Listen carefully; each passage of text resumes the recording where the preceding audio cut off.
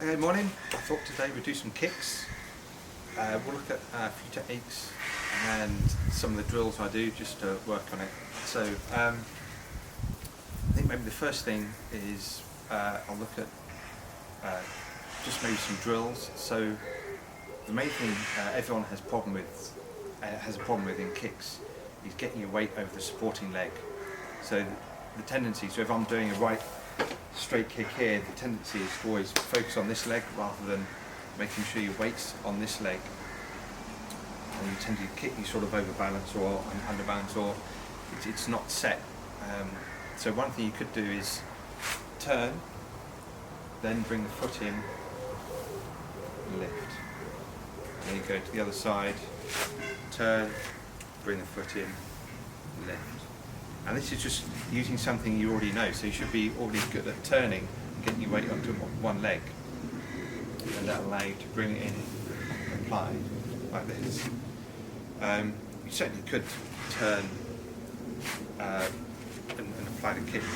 You could have, say, turned that side and you might apply a kick afterwards to move in, but that's secondary. The main thing is just getting you turning onto one leg, bringing it in, kicking. Remember to turn the knee out when you kick.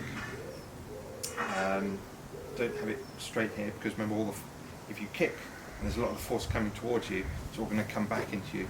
But if the knee is turned out, it gets pushed past you and you can still recover your balance. The next thing you can do is just work on bringing the leg in. So rather than turning, you're standing square. And I'm using a dummy, but you could use any sort of training to anything really. Just bring the leg in, lift and apply.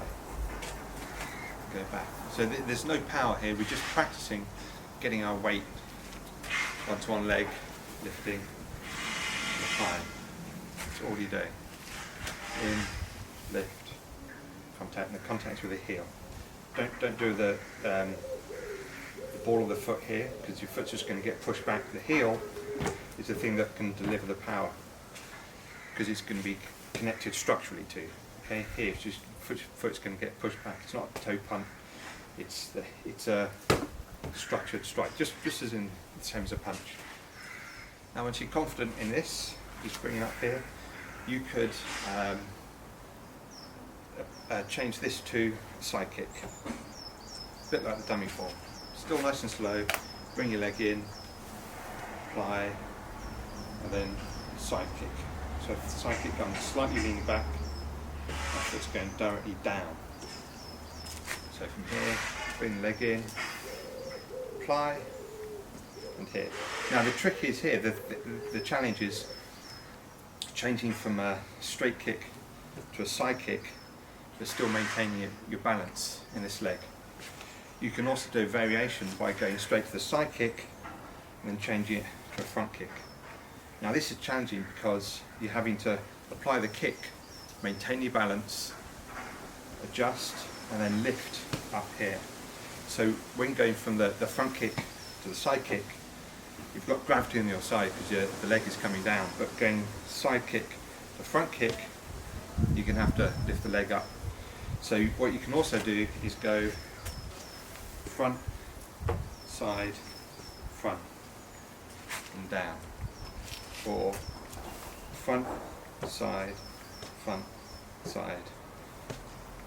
several times, and then back down again. Notice there's no power here, just working on our balance and control. So doing it slow is the key here. And you need to feel where there are any inconsistencies or problems in your balance. So for instance, when you go from front kick to side kick, do you just let your leg go down and you're resting? You don't want to do that. It needs to be controlled, because you're not going to leave your leg there. You're not going to go side kick and leave it. You're going to go side kick and then immediately into something else. Yeah? Every kick has to be followed by something, and another hand technique or moving in somehow. It's not static, so you need to maintain that control and not just letting your leg rest there. Now some other variations would be front, this time to the leg of the dummy, side, front, back down, here, and the other side. So I go straight kick, side kick, straight kick, side kick, straight kick.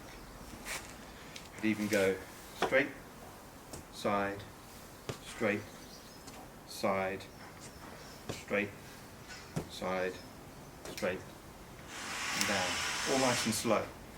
Later on you can, once you're comfortable, you can start adding a little bit of power as you go.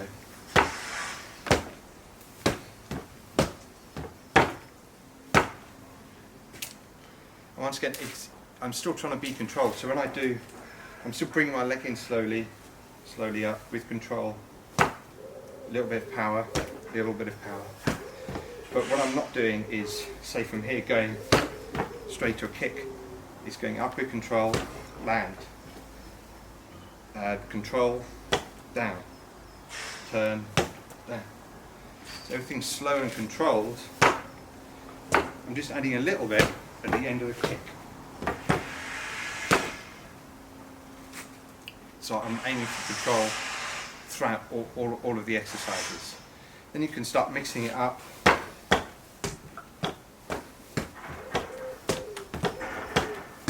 I notice each time I do the side kick I'm changing to bong sao.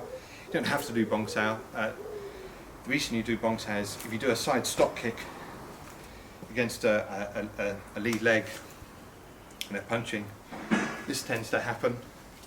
So I'm covering against that arm coming up here. I could equally do bu sao, but bong sao stayed. It's also, you see it in the form. There. Bong sao.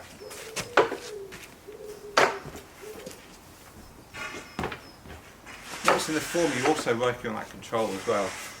Here, control your balance, lift for control, find, apply energy, and down. Let's go here, here, and then just slam it, not looking for that, looking for control. Then you can speed it up, that's fine, but once the control's there, and when there's some balance is there, because if you do it fast, you might not know where your problems are, you might not know where your problems of balance are, so when you come to apply it against a partner, you might find yourself off balance or pushed backwards too much. Okay, so a few things you can do in terms of application. This is where imagination comes in. You can start building it into techniques. So for example, you could go bong sao, step round return sao, and apply. You could equally go bong sao, step round return sao, front kick, side kick. You could go pak sao, turn sao, step round here. You could go pak sao, step round, lap sao, punch, step in, and kick. You could take yourself, if you step back from the dummy, you could take a little bit more distance, side kick, step in, cover, punch. You could go side kick, straight kick, step forward to cover. You could go bong lap on the lead arm, kick, step in and cover. You could go bong lap, side kick, step in and cover. You could go pak sao, front kick, pak sao, step out, side kick, pak sao, pass, front kick, side kick, in. You could go high front kick, low side kick, step in. You could go bong lap, cover lap sao, kick, in. For that one, these are both the outside of the arm. So I'm doing bong lap here, and then another punch is coming, I'm turning, applying lap sao, moving in. So this was his left arm, this was the outside of the right, that's the right leg, cover, that's still his right arm. So you can manipulate and use the dummy arms however you want to practice whatever technique you want. And you could even say that this is the elbow. I can practice my hooks here. So even if I cover with an elbow strike, the head would in reality be closer, because I'm saying this is the crook of the arm here, like this. And then, so for example, you could cover hook, wrap the back of the neck, cover the elbow, knee strike, and stand kick. So to explain that one, that would be, you come in, so that's, you're inside of a left hook here. When I wrap, so I've just struck the face, I'm coming behind the neck of the head to pull. This is the elbow. So this lead elbow here, I want to take this past, I want to control it, so that when I do the knee strike, they're not dropping their elbows down to cover. So I'm taking this past here, and I'm doing a neck pull mangang sao, knee strike here, the knee strike, and then the next kick would be here on the inside of the knee. There, like that. So they're here, next strike, and then you kicking this knee out here. You could even, if you want to, once you've done that kick, do a further side kick. So you've kicked it once to the front, once to the side, like this. Now, if you want to do that, you can. If you're going for speed, what I wouldn't do is here and here. I want to keep my structure the same. Here, here. So this is another drill you can do. And you can even add bits to it. So you can add, just get flexibility, you can add whatever you want to each drill. But for this one, now, for it to work and you have control, you have to always have your weight over this leg. Otherwise what's going to happen is when you change the side kick, it's going to throw everything off and you're going to be unstable. The main thing is you're stable, because while you're applying leg techniques, they could be trying to counter with the hand. You need something up here that's at least a little bit stable, a little bit structured. And the placement of the knee also comes into play, because if, for instance, the knee is straight and you're getting pushed into like this, you can have real problems with their counters. So at least, because you're going to have less structure, whatever, because you're effectively standing on one leg and applying a kick. So you're always going to have less structure than when you're here. So you want to make sure that if it does go wrong, if your kick is getting countered, it's not getting pushed back into you. And sometimes it's just, if it's an initial kick, someone's charging in, and you're stopping them with a kick to the knee, the momentum of them charging in, even though you do a great strike and it might be very damaging, their momentum could still very possibly be pushing you back. So you're not going to end up here, but you're going to end up here. Even after the strike, you're going to get pushed back. So, for example, you could work with that with another drill. So you kick, land, cross kick. So that means they've come in, you've kicked the knee out, but you've still been pushed back a little bit, but that's still vulnerable, so you keep them behind the leg, so as they've come in, kicked it to the side here. So that's kick, land safely, and then you see that bent leg, kick behind the knee, and that's a cross stamp because you're coming across the lead leg here. And why I like to practice cross stamps is actually from this stance here, here.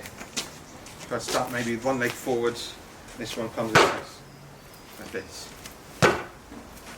Sometimes you could do high if you want. It doesn't necessarily have to be high, but you're still working on flexibility. Get high. Personally, the highest I go is just under this arm here, side kicks, because we don't kick to the head, and chances of me being able to kick to the head nil, because I don't have the flexibility to get up there anyway. But it does help, and you can certainly kick up here quite effectively. So that's it. As long as you maintain some of the basics that you've got to remember, like making sure your weight distribution is correct, making sure you're kicking with your correct knee placement, not just charging in with kicks and just going all for power and getting everything wrong. So this might seem okay, but I'm not getting my leg across, and what will happen is it's fine on the dummy. I can do it all day, and that's no problem. But when I try to apply it against a partner who's got decent leg protection, you know, a minimum of right gear shin pads, charging in, I'm just going to get pushed. I'll just get pushed back every time. You know, once we're training, you can try it. I've tried it. You know, I know if I've got it wrong because I get pushed back. And don't forget, you're going to be in a really bad position for counters. You need to be structured to come in for the counters. If I'm here, it's not going to. My next counter is going to be really poor. A good way to train that, once you get back to partner training, is get the good shin pads on, and then just get someone sort of moving around and punching. So rather than standing static in front of you, it's not to fight in any sort of ring. Just get someone moving around and throwing in punches or kicks, and you've got to counter with a kick. Just so it's not always that predictable angle of someone in front. But the best way to do it on your own is to just make sure that you're really strict with yourself in terms of weight distribution, knee placement. You know, this slow practice enables you to check all of this, the slow controlled practice, and then you can start to speed it up, and then when you test it with a partner, which is what you're really doing, and they're coming in and you have to counter, that's when you'll see if it's working. And if it's not working, then you go back again and you do it slowly, you work out where the problems are in terms of kicking. And then you start, you know, applying imagination, making sure it's realistic, making sure that what you do is what you'd apply. So you're going bong sao, and then lap sao, kick, and then just making sure all that's correct. In terms of, so if you do the bong sao, and you come around and do lap sao, punch here and move in. If you're too cramped here, for example, so if you've done your bong sao and you come around here, well, the odds are they're too close for you to kick. What you need is what I call Chun distance, which is our ideal distance of when someone comes in. You can do tan sao, bong sao comfortably, lap sao comfortably. You've always got your elbow in front, as opposed to the BG range where you're getting in really, really close, or you're really far away. The Chun range is our ideal range. So if we're here, we're going to be able to apply the kick, but if you're too close, that's when the BG comes in. You have to use those techniques. If you're too far away, kicks can sometimes work quite well, because if I can't reach with my hands, I can certainly reach with my legs, particularly the cross stamp. That's really useful. So if I'm here and I've got a person there, I might not be able to reach here, but my cross stamp will easily reach and actually get me in range. That's a really useful technique in terms of getting in. Particularly as you're here, and it's quite hard for them to see that coming. Particularly if your hands are up, which they should be, covering the rise and the version. You can just come in, drop that in, and then that will give you a route in. You could always also look at recoveries from kicks. So it could be you do a cross stamp here, like this, and they throw the other punch. So you'll be here and recovering here. So as I've landed the kick, the other punch will be coming, so I need to land and avoid finders, for example, bong sao, or it could have been cover lap sao, or it could have been just cover view sao, and in there. So there's loads of varieties of things to do. Just depends on your imagination in terms of making things work and making it realistic, so that you're not building in mistakes. Remember not to do a lot of combinations, so make it specific that I'm practicing landing after a cross stamp and another punch coming in after I've kicked. Okay, it could have been a great kick and you take the leg out, but the momentum is still carrying forward, there's still something coming forward at you and you're just covering it. Or it could be that you haven't kicked very well.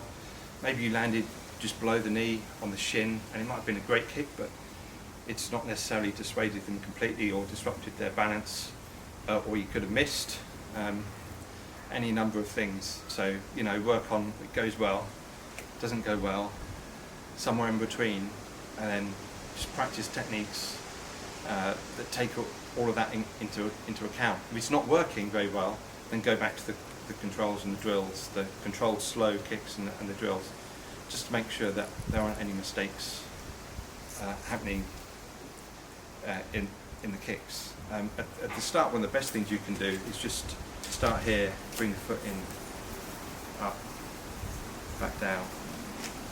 If you really want to take it back to the basics, just that, back. I'm lifting with the knee, I'm just not applying any kick at the end of it. I'm not practicing doing a straight kick. I'm just practicing weight, lifting with the knee, making sure the knee's out. So it's those key things, if they're not happening, I'm making sure they are in my practice. So that's kicks.